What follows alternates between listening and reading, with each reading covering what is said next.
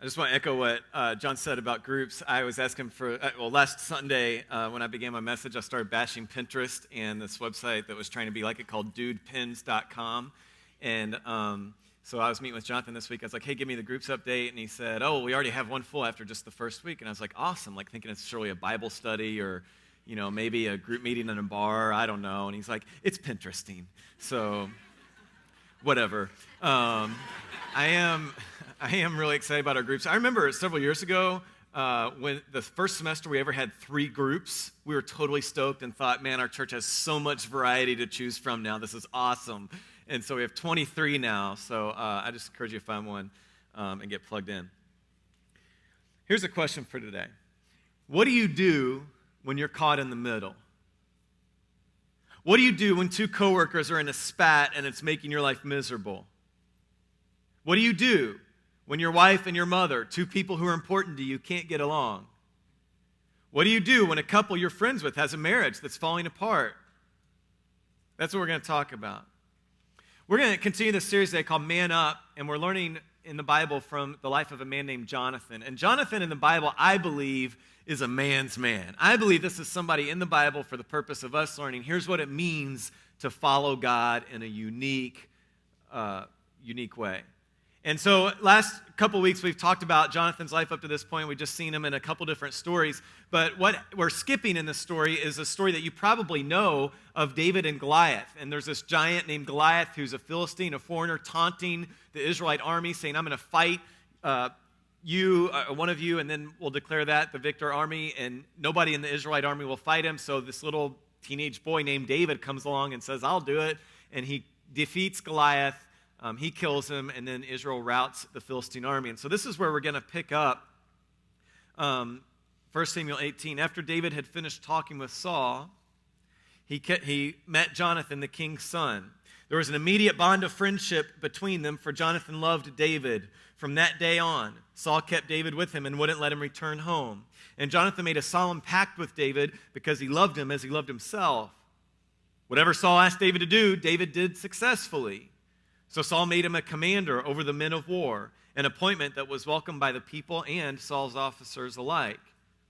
When the victorious Israelite army was returning home after David had killed the Philistine, women from all the towns of Israel came out to meet King Saul. They sang and danced for joy with tambourines and cymbals. This was their song. Saul has killed his thousands, and David his 10,000s. This made Saul angry. What's this? He said. They credit David with 10,000s and me with only thousands. Next, they'll be making him their king. So from that time on, Saul kept a jealous eye on David. Now, what had actually happened before this is David has been anointed the next king of Israel. But throughout his life, David never does anything to try to take the throne from Saul. He's patiently waiting his turn. Over the next couple of weeks, starting today, we're going to see this tension between David and Saul, with Jonathan caught in the middle of his dad and his best friend. Today, we're going to see how to handle conflict when you're in the middle of it. It's not even necessarily your conflict sometimes, but it involves you because it involves 2 people you care about. Now, this doesn't feel masculine. This doesn't feel like this should be in the Man Up series, like we're going to man up. Be a peacemaker. That's not normally what you think. In fact, one article I was reading preparing for this said that a benefit of a woman in a man's life is she can balance the man out by being a peacemaker in his life. And when I read that, I think that's a problem if we need women to always be the peacemaker in our lives.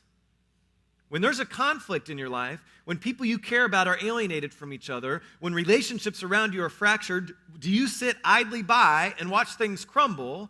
Or, men, will you man up, take initiative, and try to bring restoration? If that's what you want, we're going to learn from Jonathan today how to do that. Now, I want to show you a chart that I saw when I was researching for this. I read a book to prepare for this message, and it was called The Peacemaker, I think was the name of it, by Ken Sand. And I just want to show you a chart he has because it was helpful for me in understanding what is peacemaking and what's not. And he basically said there's 2 extremes we go to. And so one extreme is escape. I'm going to tell you what it says, in case you can't read it. The extreme examples of escape would be denial, flight, and then even suicide. And he clarifies in the book that suicide here is literal and also figurative. It's literal because the third leading cause of death among teenagers in our country today is suicide. This is a real problem. But it's even figurative for those of you who would never go through with the act of suicide, because you have been in situations, a lot of you, where you've said, well, I'm just going to completely abdicate here. I'm going to let people do whatever they want to me or remove myself from the situation because I don't matter. Then the other side of this would be attack when you're trying to make peace. And the extreme examples of this would include assault, litigation, take them to court, and murder. And again, when we talk about murder, we mean both literal and figurative. If you physically murder someone, you're saying, you don't matter. I will force this on you, what I want to happen, so that you're completely out of the equation.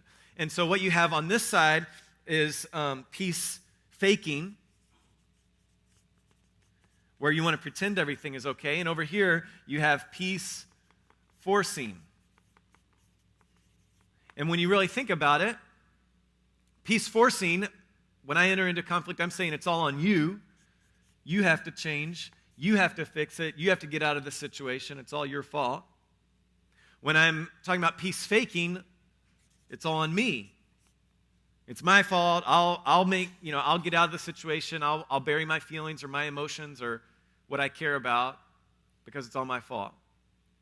And so what Ken Sand says, and what we're talking about today, is that there's this middle ground between these extremes that's called peacemaking.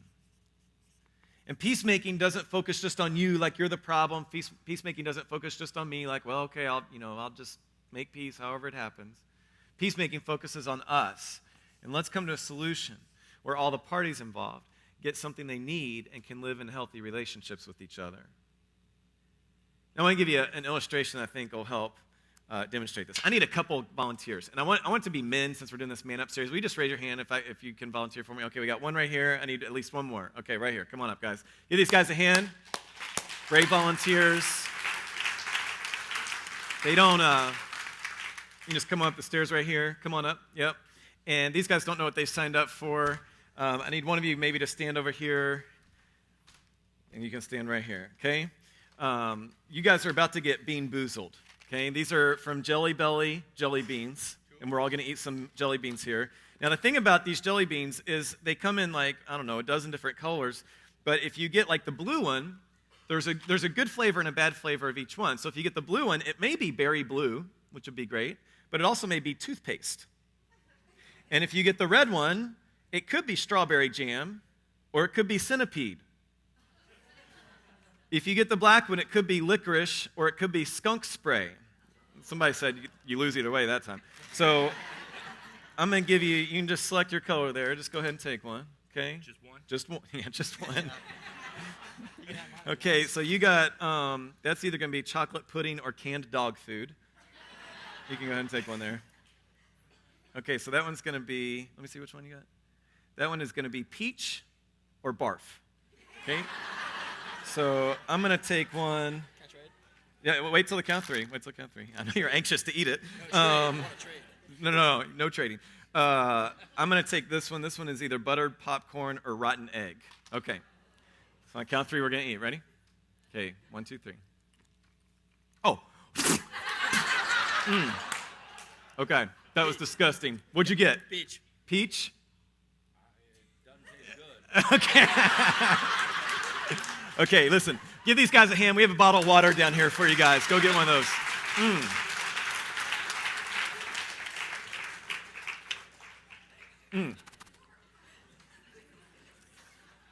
That is disgusting.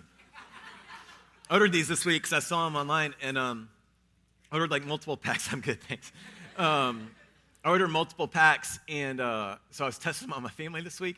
And my son Quint was like loving it. He'd spit it out and crack up and be like, give me another one, Daddy. And my daughter Reagan left the room in tears. But here's the point I'm trying to make. I am making a point with this. Is I think what we just did is peace forcing. Because we say, I'm going to go into it. I don't know how it's going to turn out. I may end up with pencil shavings, but if it goes well, I'll get top banana. And I'm going to enter this conflict, and it's going to be right or wrong. We're going to have it out, and something's going to happen. But then the other way is I've tried to give these to some people this week, and they're like, no, man, I'm not eating one of those. And I think the analogy is they're saying, okay, I'm just going to abdicate. I'm not even going to enter in. So we either take a chance at winning, or we just don't even get involved in the first place. And what Jesus is calling us to do is he's saying, I don't want you to do either one of those things. There's a third way, the way of grace, that's peacemaking. And that's why Jesus says, when he comes along in his most famous sermon, he says, blessed are the peacemakers, for they will be called children of God. And so as we get in the story of Jonathan, that's what we're going to try and figure out how to do. Here's the story, 1 Samuel 19. Man, don't talk to me after church. My breath is stinking right now. I can smell it. Okay. Saul now urged his servants and his son Jonathan to assassinate David. Okay, now we have some conflict. But Jonathan, because of his strong affection for David, told him what his father was planning. Tomorrow morning, he warned him, you must find a hiding place out in the fields. I'll ask my father to go out there with me, and I'll talk to him about you. Then I'll tell you everything I can find out. Now, the first thing we learn from Jonathan is to deal in reality. Now, our view of reality is skewed a lot today because of reality television, so let me just kind of clarify. This is not reality. I told one of our band members, not one of the guys who's playing today, another one of our band members, I said, Jimmy, one of my friend's kids was watching you online during our online service, and they said you're that guy from Duck Dynasty. And he was like, tell them thank you. So this is not reality. This is not reality.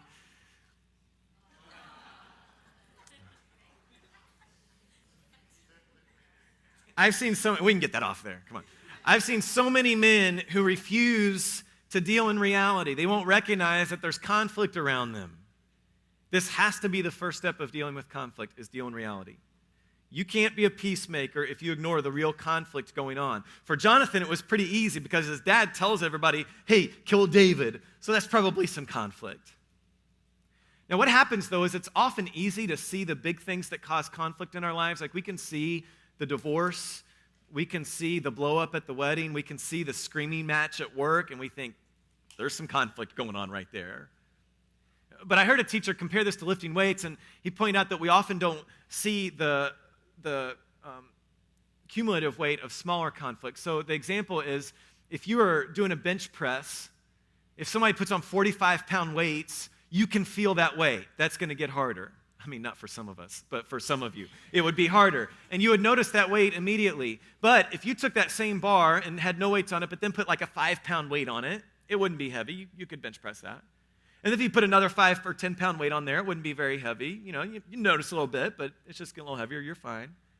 But if you keep adding those little 5-pound weights time after time after time, eventually the weight of that is going to be crushing, and you're not going to be able to bear it any longer.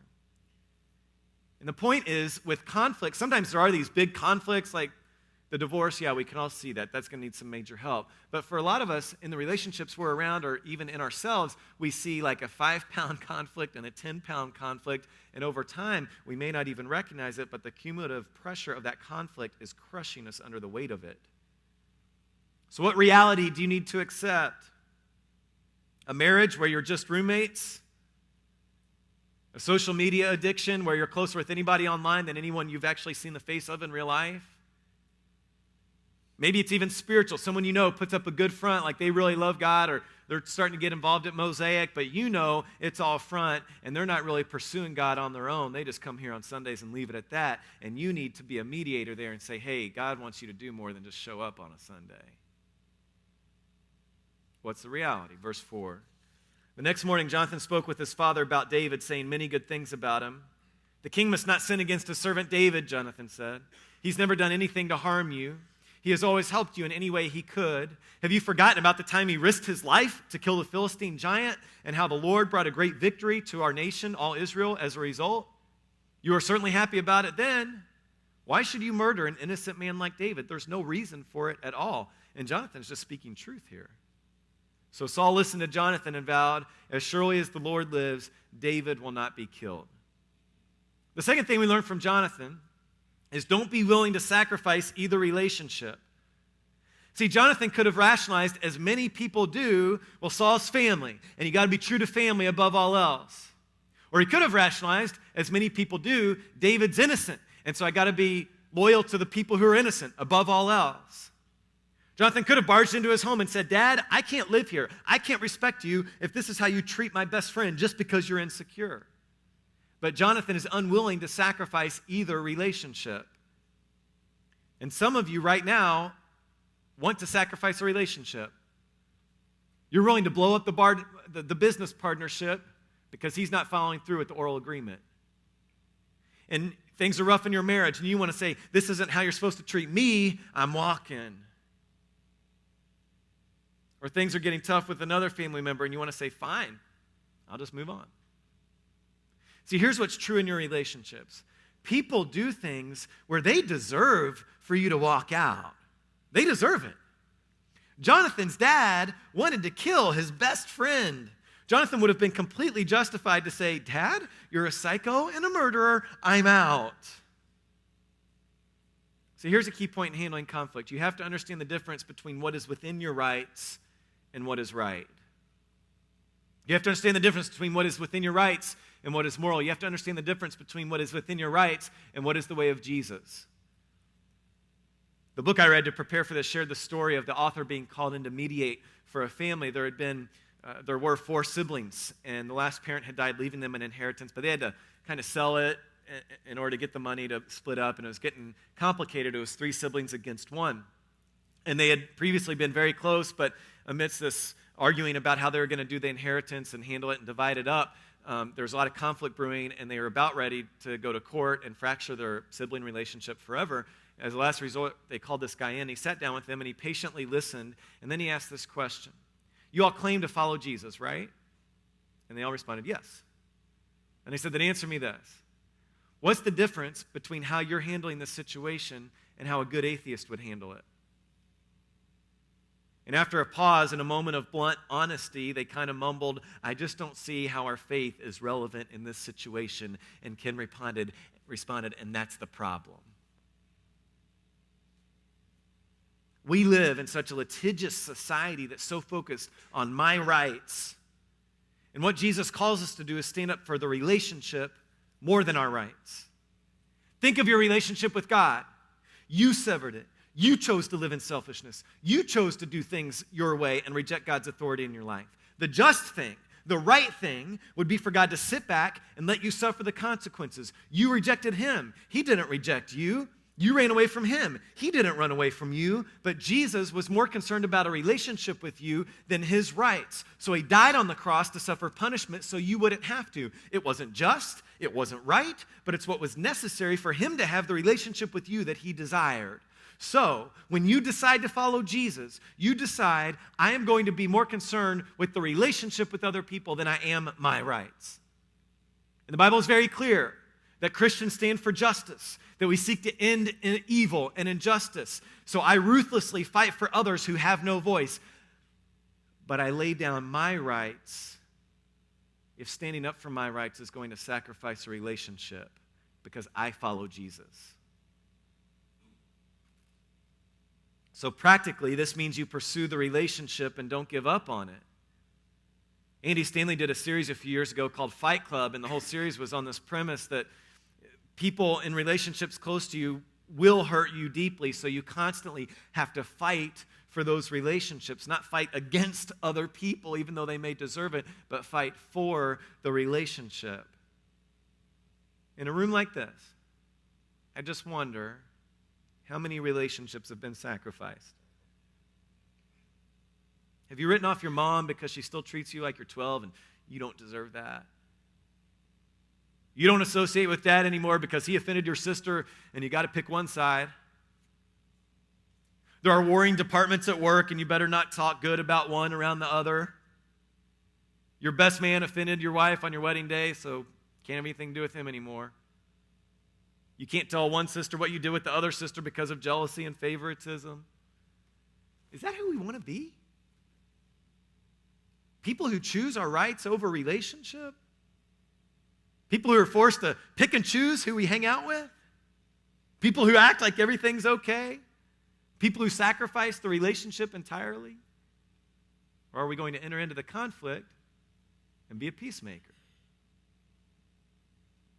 Verse 7, afterward Jonathan called David and told him what had happened. Then he brought David to Saul, and David served in the court as before. So right now everything's good. And the third thing we learn from Jonathan is to bring people together. Now this is where it gets messy, because it's easier not to deal with this. It's easier to not invite stepmom to the wedding. It's easier, if the parents are divorced, to not invite both of them to the kid's birthday party. It's easier to keep the secret that would cause conflict if you brought it into the light. And sure, this is awkward for Saul, and this is awkward for David, but this is most awkward for Jonathan, because he's the one bringing them together. He's the one who's living on edge, worried that something may happen. So it's important for us, again, to go back to the example of Christ. Looking at the example of Jesus, a question that people often ask me is, why did Jesus have to die on the cross? Why didn't God just snap his fingers and we're all forgiven? Great question. Could we have avoided the suffering of Jesus? Good question. The answer, the reason, is that whenever there is genuine forgiveness, someone has to pay a cost. And I'll tell you again, the illustration I've used before that I got from Tim Keller, he points out that if someone's at your house for dinner, and as they're backing out their driveway, they run over your mailbox, and it's crushed, you can hold them accountable and not forgive them, and they'll have to buy you a new mailbox. Or you can forgive them, you can show them grace and say, it's okay, don't worry about it. But if you do that, you will have to buy a new mailbox. Either way, someone has to pay the cost. And if there's genuine forgiveness, you decide, I am going to pay the cost. So in a relationship, I can write you off and you have to pay the penalty, or I can reconcile and I will have to bear the stress and the conflict and the weight of that relationship. Either way, someone is going to suffer. Jonathan decides to enter the fray and to take the step of bringing these people together. And I want you to notice, he didn't just talk well of David, he brought David back. See, a lot of us as Christians will talk well of someone. We won't throw them under the bus, but there's a big difference between talking well of someone and facilitating reconciliation. A lot of us think we're being a peacemaker, but we're just talking well of someone. We don't actually bring them together. Talking well of someone is peace faking. It's not peacemaking. A lot of us will just refuse to get pulled onto a certain side, and we think, okay, I'm not getting drawn over here. I'm not going to choose sides. And we think that we're a peacemaker. That's not. That's peace faking. That's not peacemaking. Peacemaking enters into the conflict, doesn't avoid it. Now, there's a couple closing thoughts here that we need to make clear on this issue. First, let me just go to verse 9. It says, one day when Saul was sitting at home with spear in hand, the tormenting spirit from the Lord suddenly came upon him again. And just to pause there, I did some research on this, and to be honest, it was a little confusing. There's no consensus among scholars about what that phrase means, because when I read that, it sounds kind of weird. And there are a small amount of scholars who say, yes, God in heaven sent an evil spirit to mess with Saul's mind. Most scholars I read said this is God withdrawing his full protection from Saul. Either way, it says, as David played the harp, Saul hurled his spear at David, but David dodged out of the way, and leaving the spear stuck in the wall, he fled and escaped into the night. Here's the first of my closing thoughts, is this doesn't always work. Isn't that a great sermon today? Hey, here's what we can learn about being a peacemaker. By the way, it may not work. It's kind of a deflating end of the story. Like today's message is, hey, go try to make peace, and it probably won't work. But remember a couple of things. Remember, first of all, that the Bible is real. It tells it like it is. It's not some fairy tale where if you just follow these 3 steps, at the end of your conflict resolution, you'll be able to say, and they lived happily ever after. It didn't happen in the Bible. It may not happen in your life either. But this is also a reminder that people are held responsible for their own choices. We will each give an account of our actions to God one day. And when you stand before God, you will not be held accountable for the choices of others. You'll be held accountable for your choices. So the Bible instructs us, as far as it depends on you, live at peace with everyone. So when you stand before God one day, you won't begin your sentence saying, well, you don't know what she did. Or do you remember what he said? God's going to say, listen, I'll take care of them. But I said, as far as it depends on you, live at peace with everyone. And so we'll each be held accountable. And then the second closing thought is this. Jesus is the ultimate peacemaker. You walked away from God. You chose to do things your own way. The Bible calls this sin. And Jesus could have written you off, but he came to earth to die for you, to make a path back to God so that you could have life. This is why the Bible says in 1 Timothy 2, there's only one God and only one mediator who can reconcile God and humanity. It's the man, Christ Jesus. See, the secondary question today is, what conflict in your life do you need to make peace out of? The ultimate question today is this: do you need to accept the reality that your relationship with God is severed and there is a mediator named Jesus who wants to make peace? Because that mediator, we're going to celebrate communion in a moment. The band's going to lead us in one last song, and as they do, you're going to receive a tray passed down your row. It'll have a stack of 2 cups. I want you to take a stack of those. The bottom cup has a cracker representing Jesus' body. The top one has some juice representing Jesus' blood. And anytime during the song, you can eat and drink that. I want to give you an example of somebody who chose to make peace. I know this is man up, but there's a woman at Mosaic who really paved the way for me, for us in this. 2 weeks ago, I got an email from a student at Mosaic who's a student at Johns Hopkins. She's just finishing up her MD and her PhD. And if you follow the news, you know of the controversy surrounding Dr. Ben Carson, who's supposed to be the commencement speaker at Hopkins, but made some statements about homosexuality that offended a lot of people. And here's an email I got from Sonia Tang Girdwood. She said, "Hi, Carl, I want to thank you for your message yesterday, a couple weeks ago. Could not have been a better timed. In it, you made a statement about standing up to evil at school. I immediately felt convicted and had a knot in my stomach for the rest of the service. Today, we had a town hall meeting at school to discuss the issue about Dr. Carson and graduation. I had been praying all of last week about whether or not I should make a statement at the meeting and what I would say. Last night, I made the decision to take a risk and wrote a statement that my husband helped me edit. Despite fears of being ostracized by my classmates, I made my statement in front of the deans and graduating students. I made 2 points, the second of which is as follows." She wrote, "I am foremost a Christian. I became a Christian in my second year of medical school. Personally, I'm still figuring out how to remain faithful to God and what God says in the Bible, while also showing respect and support for my colleagues, no matter their sexual orientation, and holding up the values of Johns Hopkins. I do know, however, that as a Christian, I am supposed to show grace and mercy to others, up to and including Dr. Carson, and I feel convicted to remind other Christians here to do the same. One of the deans and several students, both Christians and non, have already reached out to me to thank me for my courage in speaking out and providing a different opinion, even if they don't share it. Given my long career and involvement in the Hopkins community, I will probably be remembered for many different things. Before today, however, I'm not sure if being a Christian would be one of them, since I feel that my Christian voice has often been suppressed, as exemplified by multiple mentors advising me to tone down the Christian references in my residency application. Hopefully, the people in that room will now realize that one can be a faithful Christian and an excellent physician and scientist." Signed, Sonia. See, I love what Sonia did there, because at that hearing, my guess is you had a lot of people who were here, and they said, "I'm going to stand up, I'm going to tell you why you're wrong and I'm right."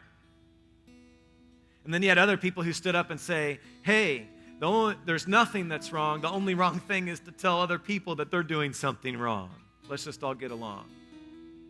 And Sonia stood up before a community that was actively judging her and waiting for her to say something wrong, and she said, "I'm a Christian, so I'm going to go a third way. It's the way of grace. I'm going to make peace." Some of you in your relationships need to decide, I'm going to stop forcing my way on other people since I know what's right. I'm going to help make peace. Some of you in your relationships need to decide, I'm not just going to refuse to enter in. I'm not just going to not talk bad about people. I'm going to enter into the conflict. I'm going to help make peace. Because Jesus said, "Blessed are the peace fakers." Nope. Jesus said, "Blessed are the peace forcers." Nope. Jesus said, "Blessed are the peacemakers. They'll be called children of God." Let's be peacemakers. Let's pray. Father in heaven, this is hard. It's easy to attack It's easy to abdicate. It's hard to enter in and make peace out of conflict. Jesus, help us be peacemakers. Find the example of our Savior Jesus who made peace with us. It's in his name I pray. Amen.